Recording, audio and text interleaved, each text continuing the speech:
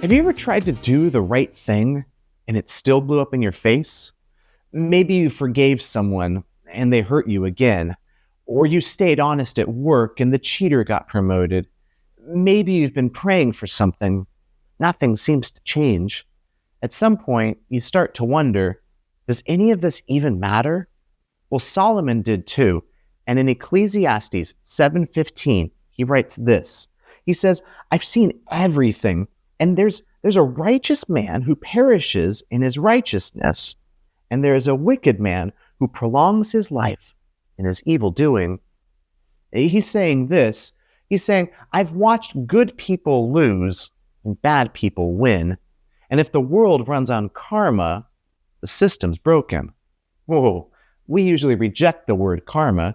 And if you ask most believers, we'd say, of course we don't believe in karma. We believe in grace. Yet watch how we live and listen to how we talk.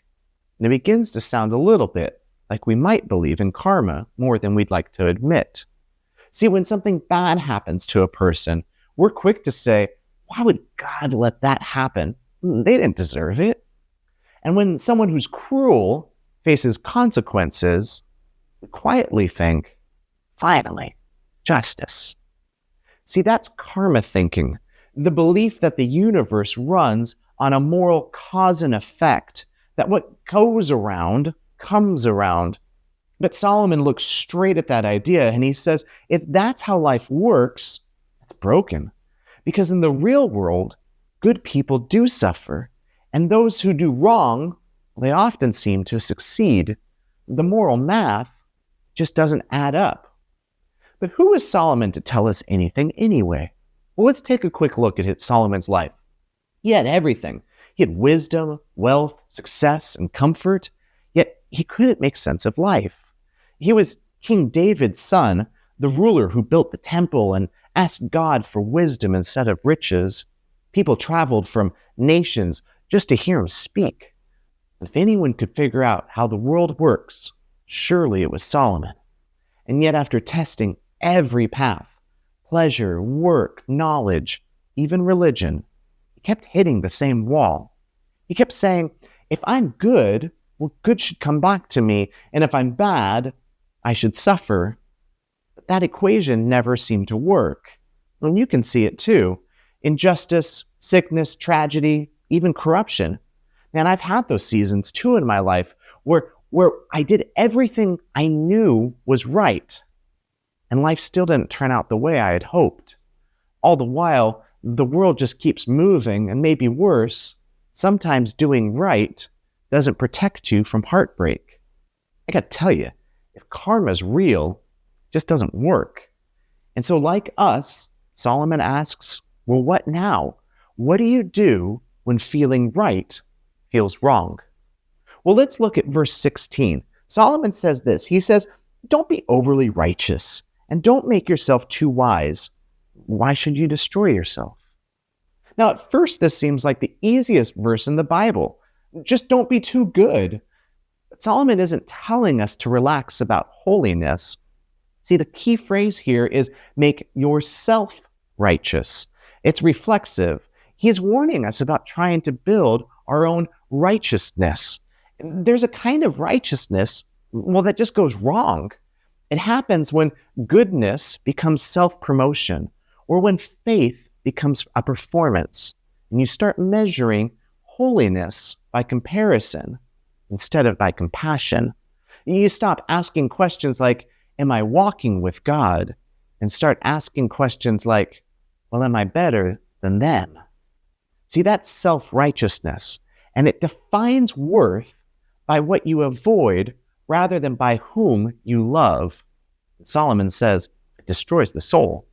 When you chase perfection in your own strength, something inside of you begins to harden. The wrong kind of rightness doesn't save. It slowly just closes the heart off from grace. But then look at 17. He actually says the other side. He shifts a little bit. He says, don't be overly wicked, neither be a fool. Why should you die before your time? See, this is the other extreme. When striving wears you out, well, you stop caring. You loosen your boundaries. You might call it freedom, but really it's decay that feels like rest. And at first it might feel like a release, but later it begins to feel like regret. See, pride and apathy may look different, but both come from the same place, a heart trying to live without God. Solomon's describing two traps that still catch people today. He's saying, on one side, there's moral pride, this idea of, I'll fix the world by being good enough. But then the other, that's despair. It's saying, if the world's broken, why bother? Both ideas lead to ruin. So jump down now with me to verse 23. He says this, he says, I've tested it all by wisdom, and I said, I'll just be wise, but it was all far from me. See, after all his searching, after every experiment, every achievement, Solomon still admits defeat. He says the world's contradictions remain. He can't make sense of it. He isn't bitter, though. He's just being honest. And real wisdom, see, begins where self-reliance ends. And this confession sets up the whole closing line of the book. At the end of Ecclesiastes, Solomon writes in chapter 12, verses 13 and 14, he says, the end of the matter, well, all has been heard. Fear God and keep his commandments, for this is the whole duty of a man. For God will bring every deed into judgment with every secret thing, whether good or evil.